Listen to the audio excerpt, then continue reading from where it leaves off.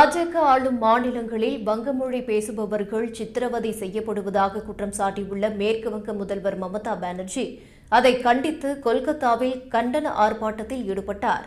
பாஜக ஆளும் மாநிலங்களில் வங்கமொழி பேசுபவர்கள் இந்தியர் என்பதற்கான அடையாள அட்டைகளை வைத்து இருந்தாலும் அவர்களை வங்கதேசத்தவர்கள் என குறிப்பிட்டு வங்கதேசத்துக்கு அனுப்புவதாக திரிணாமுல் காங்கிரஸ் குற்றம் சாட்டி வருகிறது.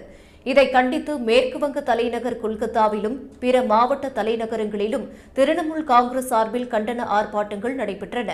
கொல்கத்தாவில் திரிணாமுல் காங்கிரஸ் நடத்திய கண்டன பேரணியில் கலந்து கொண்டு பேசிய மமதா பானர்ஜி, வங்கமொழி பேசும் மக்கள் மீது சிறிய அளவில் சந்தேகம் ஏற்பட்டாலும் அவர்களை கைது செய்ய பாஜக ஆளும் மாநிலங்களுக்கு மத்திய அரசு ரகசிய உத்தரவை பிறப்பித்துள்ளது. 22 லட்சம் வங்கமொழி பேசுபவர்கள் நாட்டின் பல்வேறு மாநிலங்களில் வேலை செய்து வரும் நிலையில் வங்கமொழி பேசும் மக்களை துன்புறுத்த நினைத்தால் பாஜகவுக்கு எதிராக திரிணாமுல் காங்கிரஸ் தீவிரமாக செயல்படும். 2021 சட்டமன்ற தேர்தலின் போது பாஜகவுக்கு என்ன நடந்ததோ அது மீண்டும் நடக்கும் என்று பானர்ஜி எச்சரித்துள்ளார்.